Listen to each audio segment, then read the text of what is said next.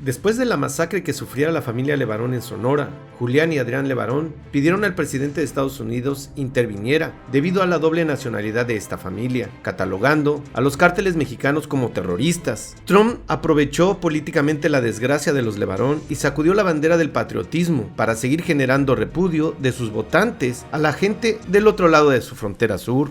Mientras Trump levanta los muertos de los Levarón y los acomoda en su política de reelección, Andrés Manuel López Obrador se presenta en el Zócalo de la Ciudad de México a recitar su política en un primer informe de gobierno que también tiene a cuestas más de 30,000 homicidios. Con la bandera de elevar a los cielos los programas sociales, sustentados en una política fiscal donde la clase media absorbe el peso del presupuesto con que opera y el crecimiento económico se encuentra estancado, López Obrador galopa en su corcel de las simulaciones. Pide un año más para convertir el discurso en realidad. Gracias por acompañarnos a su canal por internet de Primera Visión. Soy Bernardino Chávez. Les damos la bienvenida desde Culiacán, Sinaloa, acá en el noroeste del país, a esta mesa de análisis a la que le llamamos En Retrospectiva. Dos temas sumamente importantes se presentaron la semana pasada. Una de ellas es precisamente el informe de Andrés Manuel López Obrador, presidente constitucional de este país, y todo lo que pues ya sabemos que iba a decir, su forma de decir las cosas y todo lo que ha hecho y ha dejado de hacer. Hoy vamos a platicar de ello. El otro tema también que debemos de tocar es esto que dice Donald Trump en Estados Unidos al mencionar a los grupos de narcotraficantes aquí en México como terroristas. Óigalo usted bien, sí, como terroristas. Hay algunas situaciones que se tienen que hablar para poner sobre la mesa quién es terrorista. Queda abierto totalmente para que hay leyes internacionales que así lo manifiestan, principalmente en la ONU, la Organización de las Naciones Unidas, tiene varios tratados en este tema. Hoy vamos a platicar de ello porque creo que es sumamente importante el tema de que a estos cárteles se les, pues ya cheque de terroristas. Hay terrorismo en todas partes del mundo y principalmente en algunos sectores en donde Estados Unidos pues ha implementado prácticamente situaciones de guerra. Hoy ese es el tema y para ello les presento a mis compañeros y amigos. Ernesto Saldaña García. Un saludo a Sinaloa y a todo México. Alejandro Sicairos Rivas. ¿Qué tal? Gusto saludarlos, que estén todos bien. Y Abel Jacobo Miller. ¿Qué tal? Buenos días. Pues sí, mire, en la cumbre sobre el terrorismo en las Naciones Unidas en 2015, vamos a checar este fragmento porque creo que ahí engloba lo que es el terrorismo. De todas maneras, esta interpretación. Ningún motivo o agravio puede justificar o legitimar que se ataque o dé muerte deliberadamente a civiles o no combatientes. Toda acción cuyo objetivo sea causar la muerte o graves daños físicos o físicos a civiles o no combatientes, cuando dicha acción tenga, por su índole o contexto, el propósito de intimidar a la población u obligar a un gobierno o una organización internacional a hacer o no hacer algo, no puede justificarse por ningún motivo y constituye un acto de terrorismo. Esto es lo que dice un texto que se escribió en 2015. Alejandro, pues vemos que Donald Trump pues se acerca esto de las campañas políticas, vuelve a retomar algunos temas como este del terrorismo, porque ahora anda, pues desestima como grupo terrorista a los talibanes, que fue uno de los grupos terroristas que más ha atacado el gobierno de Estados Unidos. Y para este tipo de cosas, pues se tiene que establecer un criterio, porque prácticamente los gringos actúan de forma deliberada, ¿no? Ellos dicen, estos son terroristas y van sobre de ellos, y se acabaron todas estas formas o cumbres en la ONU. Eso es terrorismo, lo que le preocupa al gobierno de Trump, ¿O lo que le preocupa al gobierno de Trump es ganar otra vez las elecciones y ahora tiene esto como un pretexto para seguir atacando a estos grupos que por supuesto son violentos y hay que hacer algo? Sí, mira, sobre este tema creo yo que hay un manejo interesado de parte de los dos gobiernos, ¿no? El de México y el de Estados Unidos. Donald Trump con fines electorales para reelegirse en la presidencia, para regresar a la Casa Blanca, y el caso del gobierno López Obrador para distraer a los mexicanos en un tema que nos pone a discutir de si deben de ser designados como terroristas o no los narcotraficantes, y ahí nos echamos la polémica y la dinámica mientras otros problemas nacionales corren muy a prisa. Esto lo trató incluso ayer el presidente en su... ¿Qué informe va? ¿Séptimo o cuarto? Octavo informe, cuarto. Cuarto. Lo destacó Pero ya un año de gobierno, sí lo sabemos. Y fijó la postura de colaboración sí, intromisión no. Lo cual yo pregunto, realmente, por un lado, es la primera postura firme que el gobierno de López Obrador presenta ante Donald Trump. Todo lo demás había sido condescendiente, un manejo diplomático muy cuidadito, y ahora se le pone al brinco el presidente a Trump. Pero no fue intromisión, por ejemplo, que un grupo de expertos de alto nivel de la DEA estuviera en Culiacán antes de los acontecimientos del 17 de octubre. Aquí vinieron a supervisar cómo México combatía el narcotráfico. Y ellos fueron los que pidieron. Y ellos fueron exactamente los que llevaron un informe desastroso a Estados Unidos y se genera todo esto de catalogar como terrorismo o narcotráfico. Pero mi pregunta es, ¿es terrorismo o no es terrorismo el narcotráfico? ¿Es terrorismo el ataque a la familia Levarón en los límites de Chihuahua y Sonora? ¿Es terrorismo el 17 de octubre en Culiacán? Los hechos que han ocurrido, matanzas que han ocurrido en Coatzacoalcos y Minatitlán, Veracruz, por ejemplo, ¿es terrorismo? Porque yo recuerdo que cuando... Villa Unión. Villa Unión, Coahuila, por ejemplo. Pero yo recuerdo que cuando se dio este ataque de gente armada contra civiles en El Paso, Texas, recientemente, que fue un ataque que indignó a la comunidad internacional, México se puso de pie y dijo: Donald Trump, te pedimos que designes como terroristas a estas personas que atacaron a este grupo. Entre ellos creo que iban 8 mexicanos, fallecieron. Ahí sí México pidió que se clasificara como terrorismo. Entonces siento que es una dinámica ambigua, confusa, donde solo se quiere entretener un poco a la gente, pero que no va a haber una decisión ni de parte de Estados Unidos ni de parte de México, sino que cada quien está dando una utilidad política específica al tema, y que esto se va a olvidar y va a quedar en nada. Ahorita que dice Alejandro esto que pasa en Estados Unidos, donde pues no hay terroristas, pero entra un adolescente, un sujeto a un supermercado y mata 15, 20 personas. A Timothy McVeigh, aquel excombatiente de la guerra del Golfo que regresó y estuvo con todo esto de los davidianos.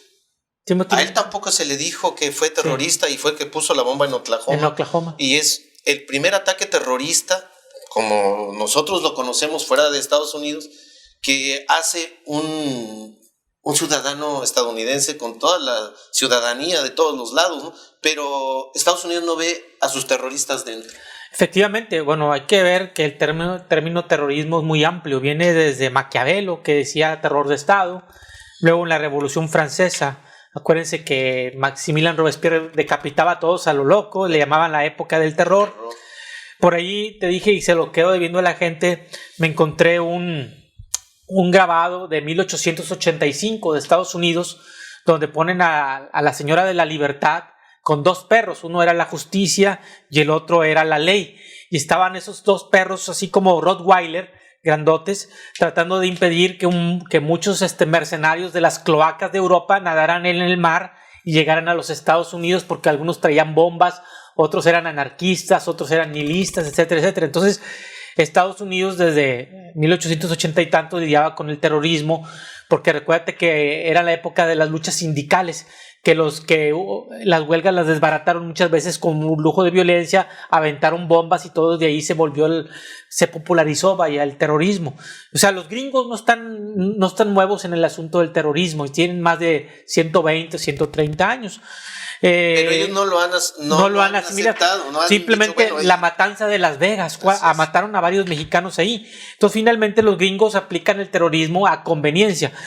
Aquí tienes tú una definición que sacó las Naciones Unidas en el 2015 para determinar qué es terrorismo, y hay otras definiciones que es el uso sistemático del terror de grupos individuos para la promoción de sus objetivos. Aquí es donde viene la cuestión de qué definir como terrorismo y qué no es terrorismo, la condición.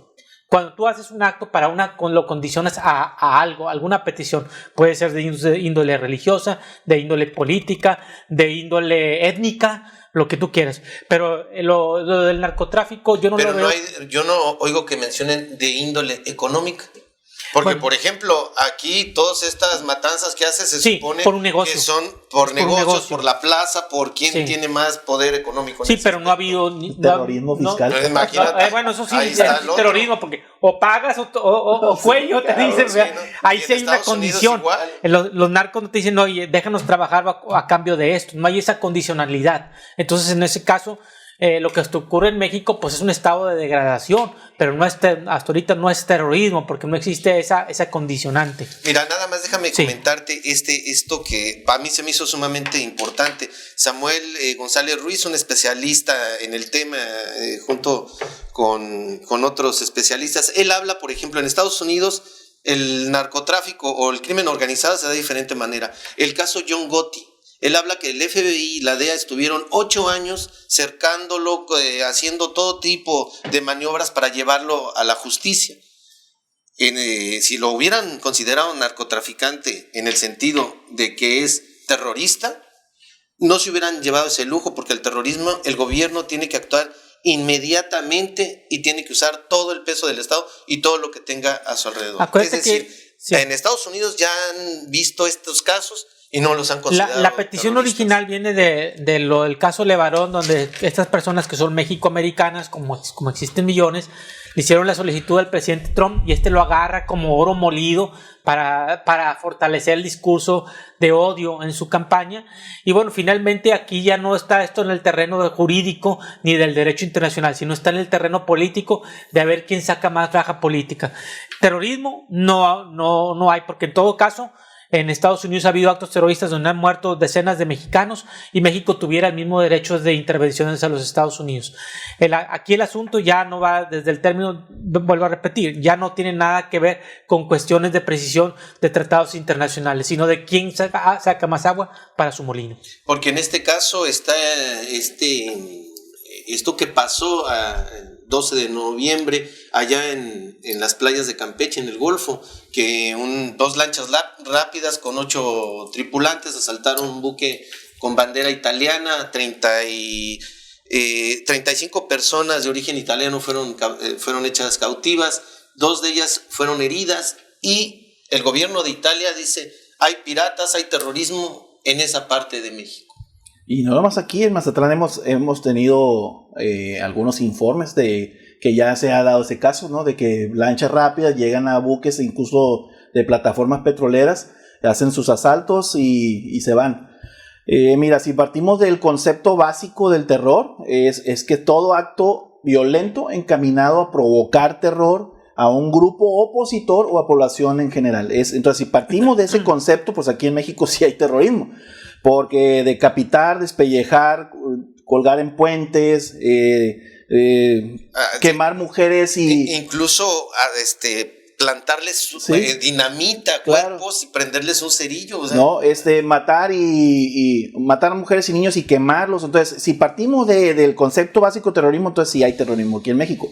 Si nos vamos a un enfoque político, obviamente Estados Unidos está llevando agua a su molino, ¿no? Está aprovechando una coyuntura que se está dando aquí en México.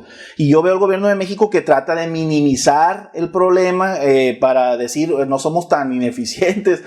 Es una bronca patriótica, casi podríamos decir, en contra de Trump, porque quiere tener una intromisión aquí. Lo que sí veo yo es que es un problema muy grave el que tenemos ahorita de inseguridad, ¿no? Ese es el talón de Aquiles ahorita de este gobierno, como lo fue el de los anteriores, y no ha podido encontrar una estrategia, no ha podido encontrar algo que pueda minimizar ese problema. Si yo parto del 17 de octubre, que es lo que sucedió aquí en Culiacán, esos cabrones tomaron el control de una ciudad, entradas y salidas, y provocaron el terror en la población. Entonces, y luego tú sueltas al amigo entonces yo creo que eso le está dando mucha pauta a Trump para poder tener de pretexto una injerencia hacia acá. Pero en ese caso, y más aquí viviendo en Sinaloa, para la gente que nos oye en otro país, nos ve, o en otro estado, ¿hay un detenido? No hay un solo detenido. El gobernador estaba, no sé en dónde estaba, todo el gobierno estaba paralizado, pero estaba escondido. Y ahorita vemos que no hubo ningún detenido. Por todos lados salieron fotos, hubo videos, hubo todo. Entonces lo que nosotros pensamos, es lo que siempre se ha pensado, ¿no? El narcotráfico está en todos lados, está en los políticos, en los gobiernos, en los empresarios, en todo eso. Cuando hablan, es que el narcotráfico hay que decir que son terroristas. Pues el terrorismo entonces está, quienes los financian, tú estabas comentando en eso, quienes están poniendo las bombas, o sea, no nada más es aquellos que están disparando, es todo un enramado, una estructura que nadie la menciona, ni la menciona Trump, ni aquí la menciona López Obrador. Protección política tienen, definitivamente. Tan la vemos así que no hay una sola declaración de Ríos Escamilla sobre ese día. Una sola no hay.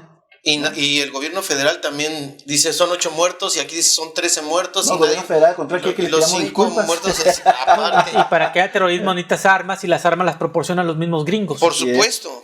En este aspecto, Alejandro, pues el informe de Andrés Manuel López Obrador, cero crecimiento, la violencia, pues lo acabamos de decir, el caso de Ovidio Guzmán, los Levarón, el Huachicol, ya se nos olvidó aquella explosión que hubo en Hidalgo, donde hubo muchísimos muertos, y las imágenes estas de gente prendida y todo eso, la refinería que se pretende hacer, cuando a nivel mundial, pues la solución sí ya no es ir sobre fósiles, sino otras situaciones renovables. Los programas sociales, que es lo único que le están metiendo muchísima lana, y pues el aeropuerto de Santa Lucía, que tienen que tumbar un cerro para hacer el aeropuerto. En todo eso es terrorismo. El terrorismo aparte, ¿no? O sea, y dice López Obrador, no, pues denme otro año y todo va bien. ¿Cómo va esto?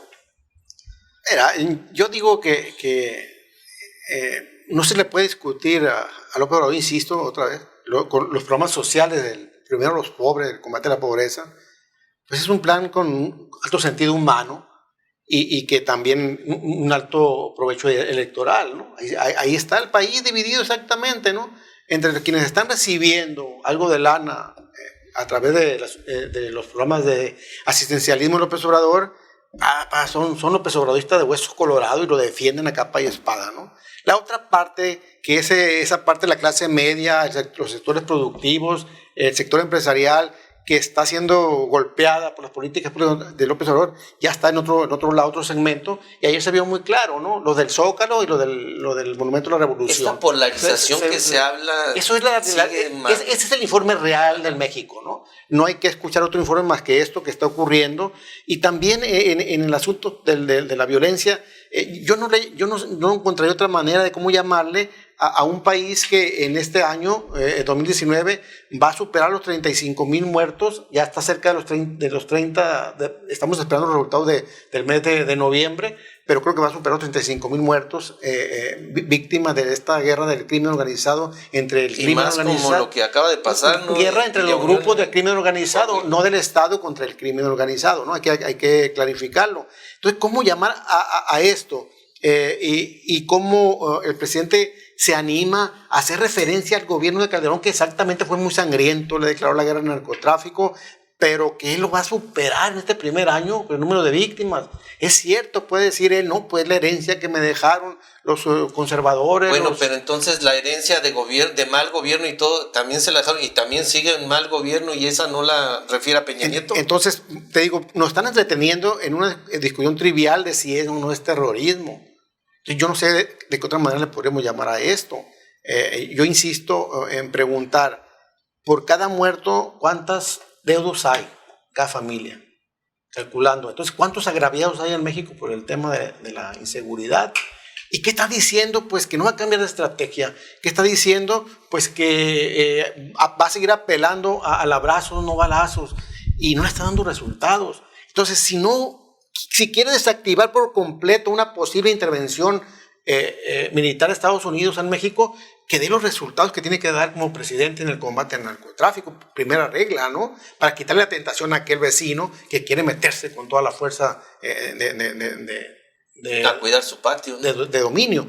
Entonces, primero presentemos resultados de combate a la delincuencia organizada en México y de abatimiento también del número de homicidios, de muertos por este tema del narcotráfico. Porque de otra manera, pues ahí nos van a encontrar debatiendo si es terrorismo o no es terrorismo, y van a seguir cayendo la gente, los mexicanos, y muchos de ellos que no tienen nada que ver en el tema del narcotráfico están muriendo también. Entonces creo que, no sé, como que la caja china está funcionando a la perfección. Ellos tienen entretenidos ahorita. Trump, amenazante, Trump, quieres intervenir, quieres mandar tus ejércitos a México, quieres masacrar a México. Oye, la masacre ya está aquí. 53 masacres llevamos en lo que va el 2019. Sí. El problema es que esto es lo que tendría que solucionar López Obrador primero. La seguridad interior. Y desactivar los argumentos que pudiera tener el vecino del norte para meterse a México. Porque en este caso vemos el discurso, más que informe, el discurso de Andrés Manuel en relación a que esta polarización, ¿no? O sea, siguen esta idea de que el gobierno que ahorita está, pues es ahora sí que una causa del gobierno que pasó y del otro que pasó y del otro. ¿Cuándo se va a acabar el estar refiriendo que pues son los gobiernos anteriores los que están gobernando en este momento, no López Obrador? Sí, bueno, ya nomás para terminar de cerrar el discurso de lo del terrorismo, quiero nomás decir que creo que estamos de acuerdo todos que las dos principales fuentes de terrorismo en este planeta son las dos grandes potencias militares, Estados Unidos y Rusia. Son los grandes terroristas. Son los grandes terroristas y ellos van a manipular, sí, invaden países sin tener armas de destrucción masiva. La otra vez mataron a 40 campesinos en Afganistán confundiéndolos con talibanes, etcétera, etcétera.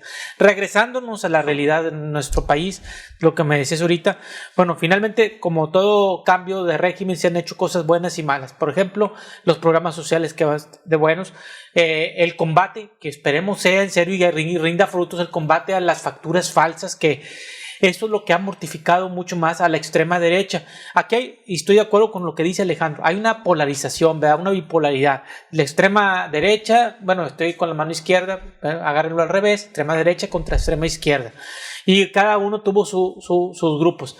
A mí lo que me llamó mucho la atención es la reacción que tuvo este señor de Hoyos, de decir que cuando se anunció el programa para destruir, digamos, las empresas y las facturas falsas, que él lo llamó terrorismo fiscal, ¿sí? Y en torno a él está agrupando un conservadurismo muy fuerte que tanto daña el radicalismo de la extrema izquierda como daña, digamos, el extremismo de la derecha. Tanto y tanto que vino aquí a Culiacán y juntó a varios grupos empresariales. Por ejemplo, uno de ellos, de los que lo acompañó en el avión, Enrique Pung Jung, ya fue anunciado por el Partido de Acción Nacional como precandidato a la gobernatura. Entonces, digamos, o sea, quiero ponerme en el medio para tener un ojo crítico. Sí, no se están haciendo cosas muy bien. Aquí hemos criticado en esta mesa, y yo soy partidario de que este señor, el secretario de Seguridad Pública, salga, porque no está haciendo las cosas bien, y para mí debe haber una estrategia quirúrgica y científica al ataque al crimen organizado en todos sus aspectos, financiero, de armas, operativo, etcétera. No se está haciendo eso. Pero por el otro lado, sí existe un conservadurismo que quiere la intervención extranjera, y sí me recuerdan a la época en que decían que Maximiliano y que un rey europeo tiene que venir a gobernar, y ese conservadurismo fabrica un discurso incluso falso. Incluso para ellos se benefician si la economía no crece, o pueden incluso autoboicotear este país para que la economía no crezca y luego culpar al gobierno de Andrés Manuel López Obrador. ¿En qué cabeza cabe que ese conservadurismo que se está aliando alrededor de la Coparmex y de la Canaco y todo eso, esté molesto porque se vaya a atacar a las empresas falsas que han movido cientos de miles de millones de pesos para un lado y para otro, tanto hacia la política como hacia el crimen organizado, y de ahí viene el lavadero de dinero de los grandes condóminos y de las grandes empresas. ¿Y en qué cabeza cabe que se quiera defender esa economía falsa? Parte del rezago de este país es que la economía estaba pero centralizada en ese tipo de falsificaciones, que eran los que estaban moviendo los nuevos desarrollos. O sea, parte, no quiero decir que es todo, parte de la parálisis del crecimiento económico es que esto se está atacando, ¿sí? Que no se justifica, pero sí se explica y se entiende. ¿A dónde voy yo? Que la polarización no la debe de incentivar Andrés Manuel, pero él no la vino a iniciar. Este país lleva polarizado en forma, podríamos decir, latente, pero simulada 150, 200 años. Entonces, ahorita, por las redes sociales, todos estos demonios están saliendo, pero finalmente se están quitando las máscaras.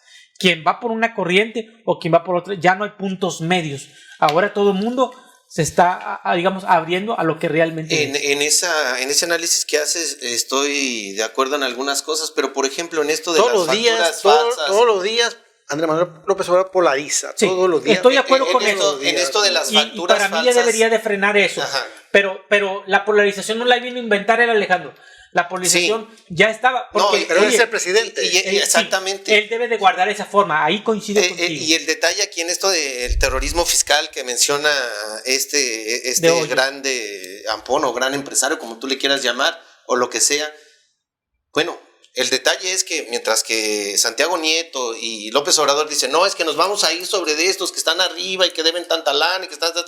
El detalle es que los que tenemos un changarrito somos los que estamos sosteniendo toda la estructura financiera que tiene Andrés Manuel. Cuando deje de presionar a los pequeños empresarios, o sea, los que no se pueden defender, aquellos se pueden defender y le están diciendo, te hacemos la guerra, ¿no?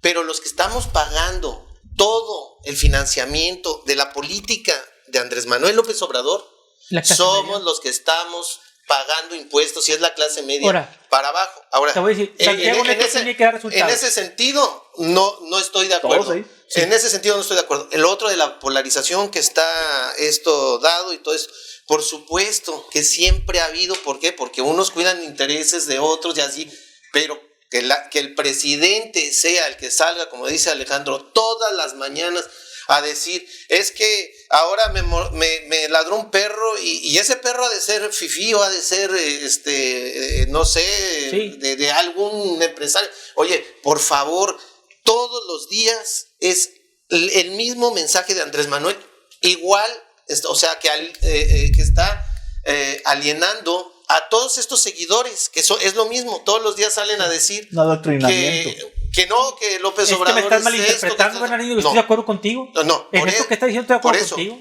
Te digo, en esa otra situación no estoy de acuerdo.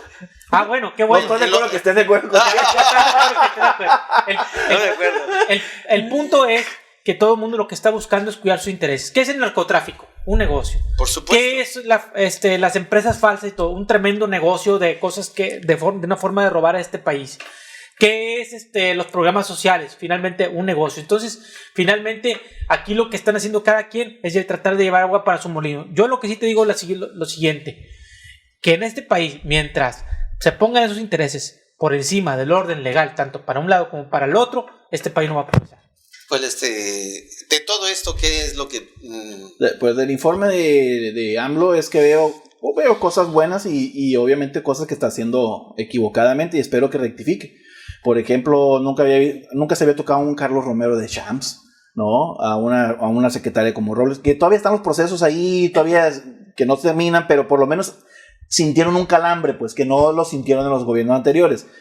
Obviamente yo veo dos talones de Aquiles aquí en este gobierno, que es la economía y la inseguridad. En cuanto al aspecto económico, ya entendió este gobierno que no puede acaparar todo el dinero y tiene que invertir en infraestructura, tiene que generar gasto corriente, tiene que hacer que ruede el dinero, si no le va a ir un 2020 pero está muy regresando cabrón, ¿no? a los 70, 80, en donde compra incluso empresas para que el gobierno... Están hablando de que el aeropuerto de Toluca lo quieren comprar.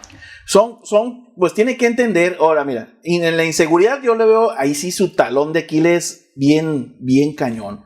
De nada va a servir que vaya al extranjero y que quiera traer inversiones y eso, o que inaugure una carretera nueva si va a estar manchada de sangre. O sea, el talón de Aquiles de este gobierno, como fue en los anteriores, es la inseguridad. Y tiene que hacer una vuelta de timón drástica.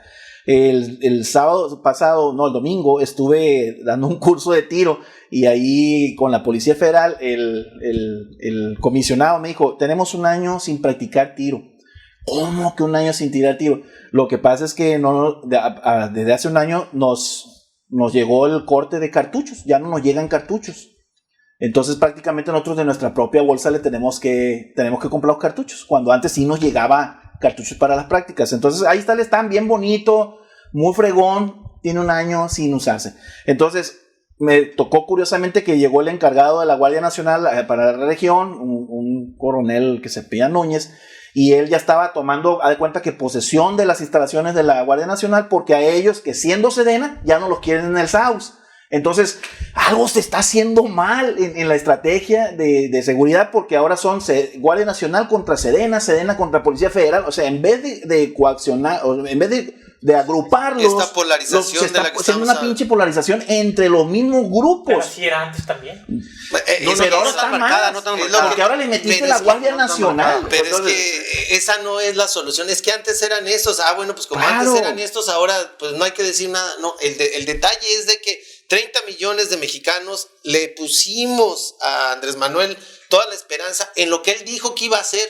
Y ya a un año de lo que iba a hacer, él dice, tengo el 80% que ya cumplí. Yo, de lo que él prometió, no tiene ni el 15% de lo que prometió. Eso sí, lo de los apoyos a programas sociales, eso ni quien lo discuta. ¿Cuál sería tu punto de vista final? Yo creo que el presidente ya nos tomó la medida y nos está viendo la cara.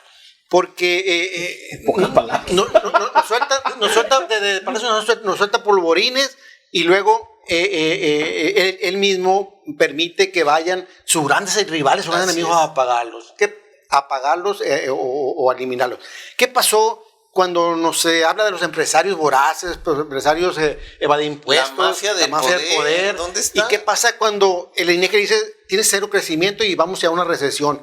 ¿Quién aparece? El gran rescatador de los sexenios, Carlos Slim, y le compone el panorama con una lista de proyectos de obra que no se van a realizar nunca y que son proyectos, y meten hasta aquellos proyectos que López Obrador había condenado, como es el caso de la planta de amoníaco con los Mochis. Entonces creo que nos están viendo la cara y nosotros estamos despedazando y el presidente está jugando sus jueguitos soldaditos acá en la mesa. Junto con todos estos dicen que son contrarios. Sí. Y pienso que no nos están diciendo la verdad, nos están engañando y que estamos en una gran simulación, una gran mentira como han sido todos los sexenios.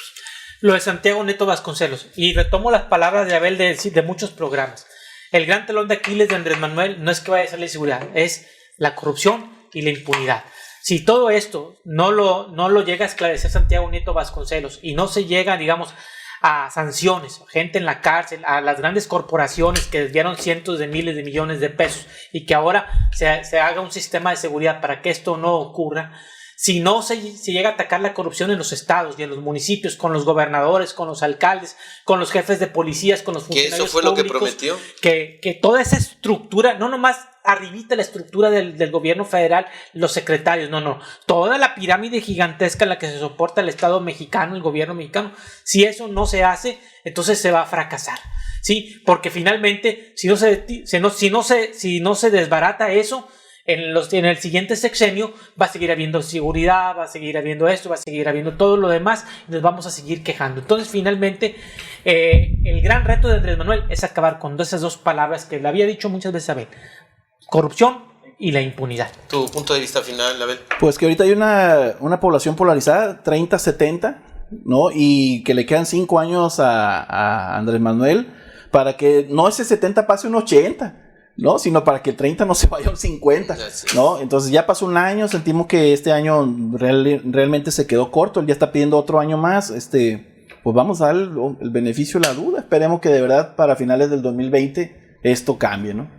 Gracias por acompañarnos. Yo creo que el peor enemigo de Andrés Manuel a veces se convierte el mismo Andrés Manuel y todos los que están alrededor vemos lo que está pasando en todo el país con Morena. No tienen un partido, gente armada entra a las casillas. Bueno, creo que ellos mismos son sus peores enemigos. Nos vemos en una siguiente ocasión. Hasta entonces, hasta siempre.